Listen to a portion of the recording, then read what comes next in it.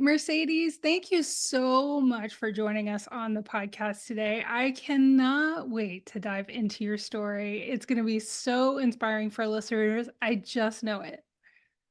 I'm so excited to be here. Thank you for having me. Yeah, it's such a pleasure. So, you have helped tens of thousands of moms at this point turn their errands into income. How exciting is that? Right? So, let's talk about that moment that you realized a Target run could actually be an income source, especially for moms who have all the things to do and they're doing errands anyway, and they can combine the two and make an income. That's so exciting. Yeah, it's wild. I still like sometimes have to pinch myself. I'm like, is this real life? So it was over 12 years ago when I started mystery shopping. And I remember there was this one specific day that I went out and I did some mystery shopping. And in just a few hours, I had made more than what I would make in a week at my day job. And it was like the lights came on, and I'm like, oh my. You know what I mean? It's one of those Yeah. moments you're just like, this is insane. This is crazy. This Wow. is going to change everything. Right. And it did. And not just Uh-huh. for me, but for so many other people. And my daughter, she was 3, 4 years old, and she went with me on many mystery shops. And so, yeah, game changer there, right? Right. I love that. So tell us a little bit on how it is that we can turn errands into profit through mystery shopping. Yeah. So one thing that I love to tell people is that you're already shopping. Why not get paid for it? Right. Because every one of us are consumers. I think when people hear the term mystery shopping, some people don't like to shop. Like just that word turns them off. And so I try to explain to people, don't think, oh, I'm just shopping for clothes. Some people really don't like shopping for clothes, but think I am putting gas in my car. I Mhm, am getting my car oil changed. I am going to the dentist. These are things that you can get paid to do as a mystery shopper. mhm, So while the term shopping might not be the best way to describe it, it honestly is, like you said, it's running errands and living your daily life. And so it's a game changer. So like I said, I started and my daughter was like 4 years old, and she would go with me to these mystery shops, and doing them at gas stations and grocery stores and things like that, different places like that, and it mhm, completely just blew me away mhm, that you could get paid to literally go do what you were already going to do, mhm, because we're all consumers, we all have to do these things. And so the difference is between, somebody going and spending their hard-earned money, like, oh my gosh, groceries are so outrageous. What you're doing is you are evaluating your experience mhm, as a regular customer, and in turn for that, you're paid, and a lot of times you're given free stuff. So your groceries could be free, plus you're making money just to give your feedback. So mhm. to me, I've always been like, this is a no-brainer. Everyone is doing this anyway. Why not like make it official? Right? Yeah, I love that. So I'm guessing there are like websites or apps that you go to where you get your assignments and then you choose what Yes. you would like and you submit your evaluations and that kind of Mhm. thing. Yeah, exactly. So you work and you contract with different providers, and yeah, you can mystery shop it. I mean, Fortune 500 companies down to like the small mom and pop shops. Mhm. It's the variety is insane. Yeah, and actually, before I was interviewing you, I was like, wow, I haven't heard about this in so long. And then at Mhm. my daughter's job, I was asking her a question. She's like, no, mom, I have to treat everybody very well because I don't know if they're a mystery shopper. Oh, that's Like, awesome. I love it. She's learning from a young age. I right? love it. That's I was great. like, oh, okay, they are really still around and this is a real thing. So Yes, it is. Isn't that wild? yeah, no, I love it. So you're not just teaching moms how to earn income, but you're also teaching a huge mindset shift, right? Exactly. With me, I just encounter that that actually is the biggest thing you have to encounter when you're starting a business, especially as a mom. So what are Right. some of the biggest mindset shifts do you think mom that you encounter or moms need to start considering if they want to do something like this or start any business? Mhm. That you don't have to sacrifice your time with your family. You can there is a ebb and flow, there is a balance. There are now I know specifically with this industry, I mean, a lot of times you can take your kids with you, but that mindset shift really is just realizing that you don't have to sacrifice one or the other. You can do both. It's okay. And I'm not saying you have to do all of the things because I know as moms and women in general, we tend to do all the things, right? But I am Right. saying that you can bring in income for your family and also be there for those precious moments with your children.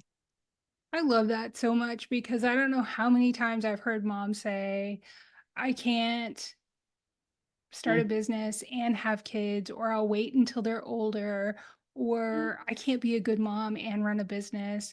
We work and have kids, right? Exactly. I'm not really Exactly. sure how it's that much different. That is true. I think we've just been conditioned.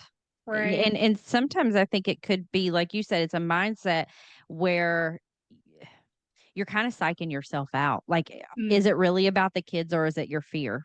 right.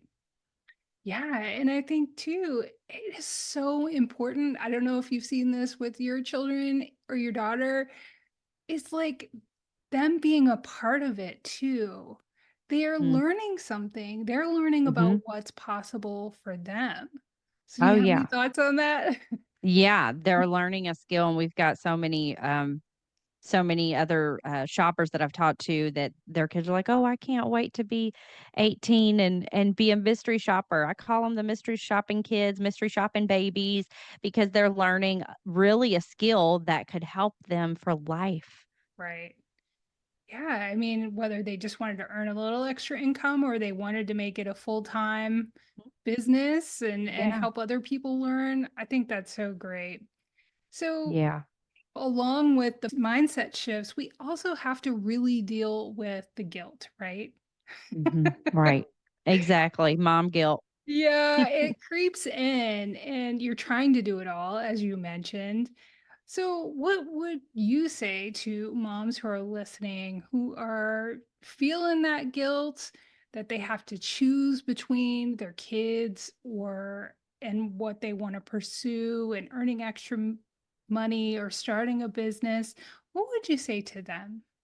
Yeah.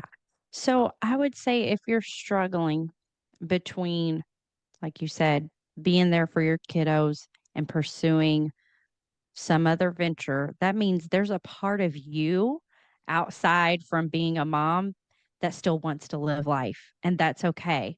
I think that struggle indicates that, and y there are things that you can do. I mean, my advice would honestly do a what do take a piece of paper or the notes app on your phone and do a what if, write what if at the top of that paper, and then write down what if you did this business? What if you, whatever it is that you're looking to do or thinking or like just torn about, what would happen if you did it? And write it down. And at the end of that list, you should get a good picture of what might be able to be possible. And Mhm. you might even see, okay, thinking about this rationally, here are some fears, in this what if scenario. There's so many things like exercises you can do, and sometimes just getting it out of here and you know into a piece of onto a piece of paper. It's as easy that as that seems. Really will help you sort some of the feelings you're having, some of the thoughts you're having around it, and then talk to somebody. Talk to maybe your spouse, maybe another mom friend that you have, and it's always good to, consult with other people and just see what they're, "Hey, I made this what if list. What do you think about this?" think things out. And Mm, I know that seems really simple, but I think that that simple task and thinking through it instead of being led by your emotions, like what are the facts? What would happen if you started this business? And you probably will find that you can do it both and your child will they'll be just fine. You yeah, know, they'll still get you and they'll right. also get the part of you that's you and not mom you, right? They get to see Yeah, both of you and it's inspiring to yeah. your children. Yeah, and I think too, they might even get a better version of you because you're honoring that part of you that has this dream. You're Mhm, empowering yourself. And mhm, so I know for my own story and so many other women I talk to, it's you show up differently. You mm, don't show up from this place of resentment right. and not feeling fulfilled and not pursuing Mhm, what you want to do. And so it is risky, and there are ways to approach it right. You can right. and everybody is going to learn what works for them on their entrepreneurial Mhm, journey, exactly. Yeah. but it's so worth it. Seriously, yeah, and there's so many women that I've seen that they raise their children move out of the house, and then they're so empty, and they're like, "I don't know what to do. I literally spent the last 20 years raising children, and now they're gone, Right. and I don't know what to do." And they have, like, this whole mental, emotional crisis, because it's almost like you push off this part of you. You sacrifice this part of who you are Mm.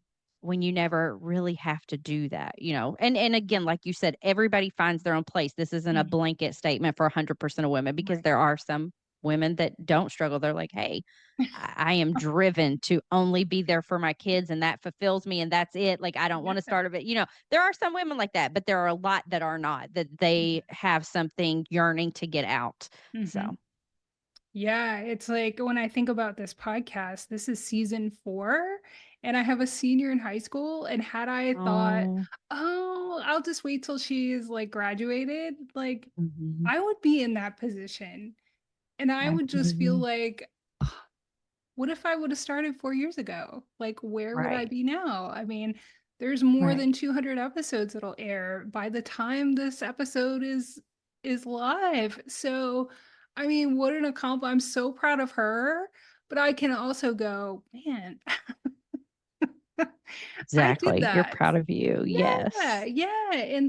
And so, like you said, I think it's such a great tip to get it out of your head. It's like all the mind drama we can create for ourselves, and you kind Mhm. of you begin to give it life too Mhm. when Mhm. you talk to somebody else or you put it on paper. So I think that's really powerful. Yeah, yeah, for sure. It's important to have mom friends who get it. Yeah, oh my gosh, you got to find them though. Yeah, yeah, that is true. That's another podcast episode. Yeah, right. So I love how you involve your daughter in your work. And we've seen a shifts in mom doing this. We've seen congresswomen show up on the floor with their babies. I've had guests on this podcast who have been raising venture capital while nursing or pushing That's awesome. a bassinet or whatnot. So talk to us about that shift where we're integrating kids into what we're doing, and instead of trying to compartmentalize everything, because I love speaking to, when we're working on our business, we're also a mom, right? And Mhm. when we're a mom, we're also business leaders. Right. We can interchange the both, right? Exactly. We don't have to compartmentalize, like, seriously. Right. I wouldn't advise to do that. You know what I mean? Like, you're like you said, you're never gonna stop being a mom. You're a mom. Could be, you know what? Right. I could be sitting here on a podcast interview and have a text from one of my kiddos. You know what I mean? Like, Right. it doesn't stop just because you have to do A, B, or C. So that's actually a really good point. I remember, listen, my daughter was like 4. I was still in college, okay? Mhm. And I would take her. Thankfully, they had a daycare at the Mhm. college that I went to. You could drop your kid off while you went to class. And there were times that I did that. So on Tuesdays and Thursdays, I was at class. She might be, in the daycare, and then, okay, get her out. We're going to do some Mhm. mystery shops. She was with me all the time before she started kindergarten. Mhm. And so it was just, you can be all the things at once, if that makes sense. Not do all the things, but be Right. all of the things, right? Mhm. I think a lot of times it's like, well, put on this hat. Okay, take that off, put on this one. You know what I mean? Like we're like Right. doing this whole like I don't even know, switcheroo thing.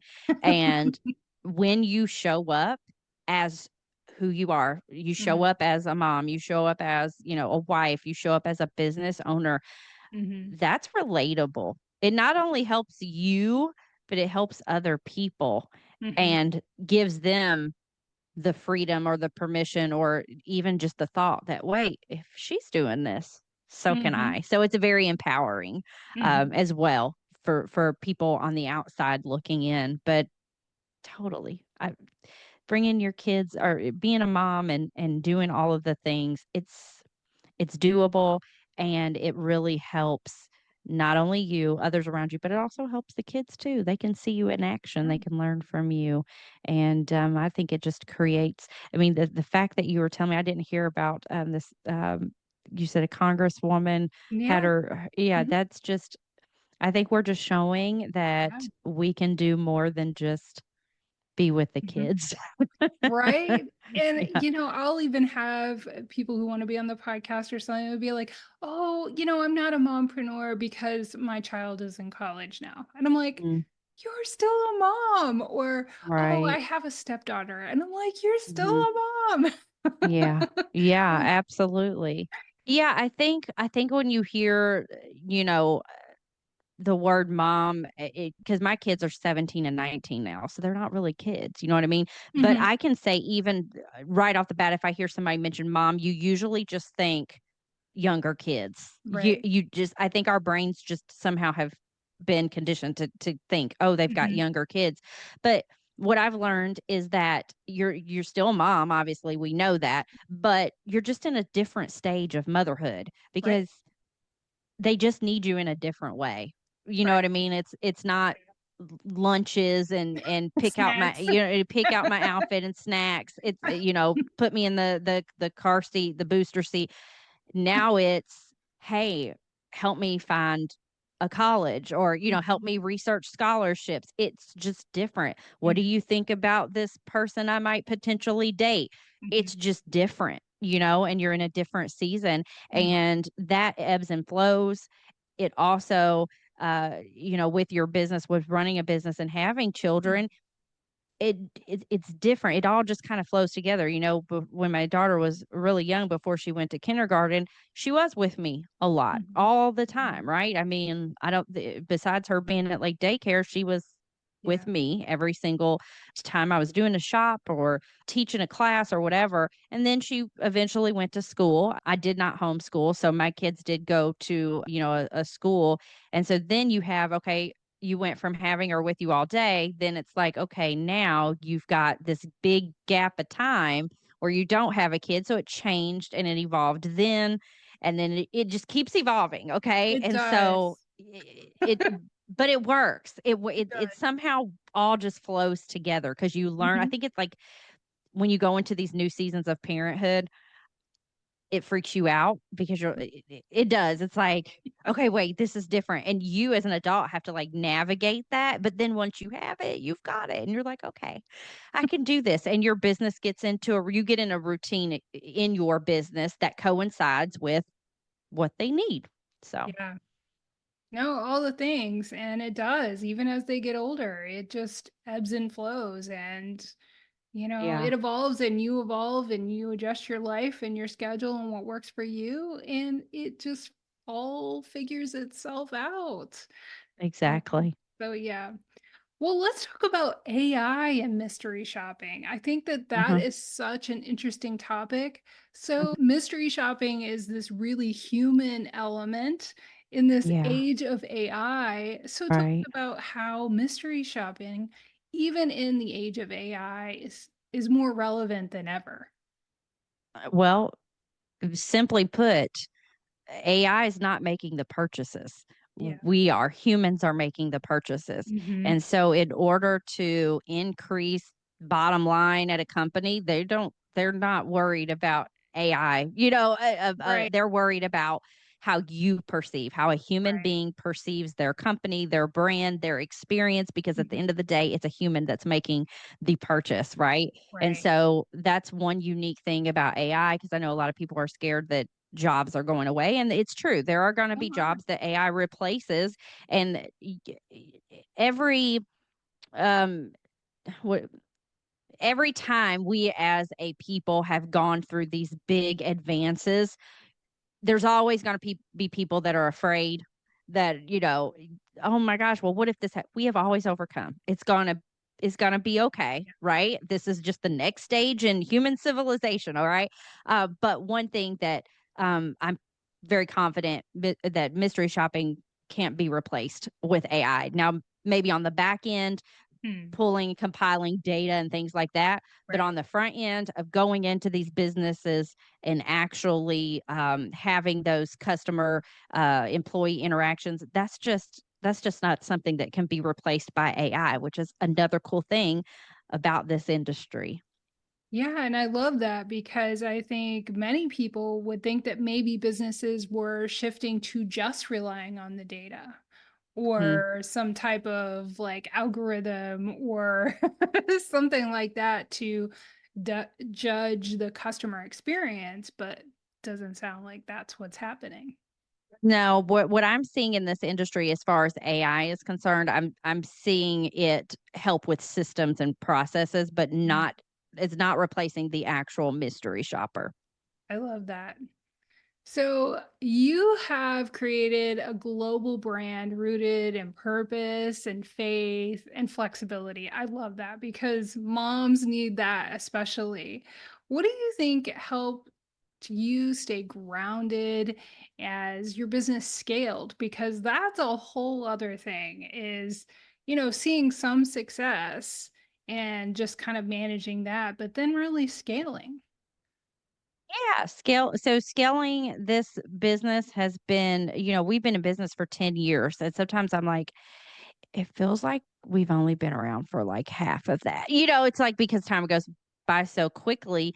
And thankfully we were able to scale, and dealing with that from a personal level, obviously you're excited, right? That's great. You scaled a company. But also just dealing with, Mhm. How do I say?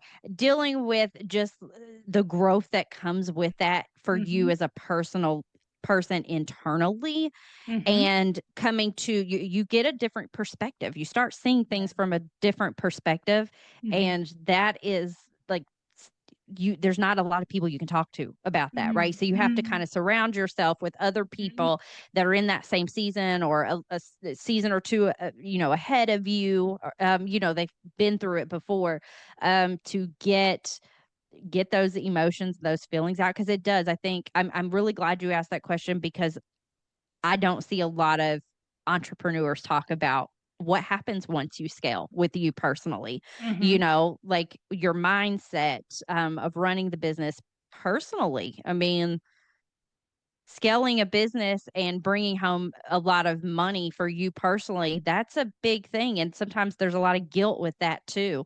So it's been really weird, the emotions I've gone through. But I will say this: as long as you remain yourself, you're gonna be okay. Right? You'll be a better Right. version of yourself, and you'll realize where you need to grow. Mhm. But still, like, being yourself and not putting yourself up on a high horse or being haughty Mm. or anything like that, but staying grounded. Yeah. But at the same time, also recognizing your wins, going, I did that. Yeah. Yeah. And it's totally okay to do that. Right? Yes. You might not be able to go and shout it from the rooftops all the time, but in your head, I mean, and when you're at home, you're like, yeah, pat yourself on the back, because it's not easy. Yeah. Millions are trying, and not everybody gets to have that moment, and so it is important, like Mhm. you said, celebrate the wins, don't get too haughty, but celebrate the wins and learn and continue to grow. Yeah.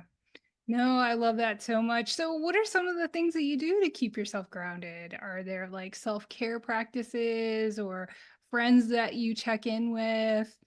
Um, Yeah, absolutely. So I've got a really good friend of mine, and she's her and her husband have had several businesses, so they know, you know what I mean. So Mhm. I'm like, I know I can always call her if I'm like needing to talk or I have a win. I can Mhm. always call her. And then retreats. Yeah. I'm trying to go on more of those so that I can just like kind of unplug, Mhm. relax, and just be, me. And well, not that I'm not me, but you know what I mean? Like, just, I don't have to be responsible for anything Right. You need to for a be little bit. on. Yeah, exactly. Right. So those are, and definitely, and massages. Did I say massages? Yeah, I'd like, that's like a normal part of my routine now, Right. like getting a massage, because and you need to reward yourself along the way, and Uh-huh. whatever's going to be beneficial for you health-wise, mentally, emotionally, spiritually, like do it, because you do need those things really to keep your creativity going, all of that fun stuff. Yeah. Um yeah, you got to have it all. It can't be all business all the time. You will just Mhm. burn out. Oh my gosh. Yeah. Literally faster than a matchstick. I mean, you will burn out quickly. So Feel yes. that. Yeah, so let's talk to those moms directly who are listening and they're like, okay, I am interested in learning more about how I can earn money while I'm out with my kids this week. Yeah. So, what Yeah, are some yeah. of the first steps that they can take? Yeah, so anyone interested in mystery shopping, we always refer to an MSO, which MSO stands for Mystery Shopping Organization, and they are responsible for recruiting and training mystery shoppers. So that is the best place to start, just because it's going to be like an all-in-one. Okay, you get your training, you need support and things like that. So we would suggest getting started there. I mean, honestly, as long as you're at least 18, you have transportation and internet access, good writing and grammar skills. You can follow instructions. I mean, just about anybody can do this. Obviously, my company, iShop, we do offer training, and we have a free webinar actually that you can visit and register for. It's only 35 minutes, so it's Mhm. not very long, and it'll give you all the details. I love that. And we'll leave links to that in the show notes for sure. So, if there, you've given us so much to think about and so much great insight and wisdom, but if there's like one takeaway or something you would like to leave with listeners today, what would that be? Yeah, well, we've talked a lot about the struggle um, between being with the kids and doing what your heart desires. And I would Mm. say, um, take this, that you can do both, and Mm. that you are worthy of living your life and also being there for your children. They can coincide. It does not have to be two different things, one before the other, it's very simple. Mhm. Try that exercise that I said, the what if Yeah. exercise, and start creating a plan. Just play Mhm. around with it and see where it leads you. Yeah, if you clicked on this episode, there's a part of you that is a whisper that you are interested in pursuing more for yourself. So I think that's really great advice. So thank you so much. Can you remind listeners again where they can connect with you and learn more? Absolutely. So you can find me. I'm on all social media platforms, Mercedes Eckert everywhere. So it's really easy. I It's love really that. easy to find me. If you want to get connected with the mystery shopping, you can just go to our website, and I know you'll link Yeah, the yeah. website. So yeah. All right. Check out the show notes and you'll find all those links. Thank you so much, Mercedes. It's been a pleasure talking to you. And I love not only when we have experienced, resilient entrepreneurs that come on the podcast, but also give listeners an opportunity to start something themselves, either for the first time or something else. I love it so much. So thank you. Thank you so much for having me. I really loved having this talk with you. Yeah. Thank you. Thank you. Uh,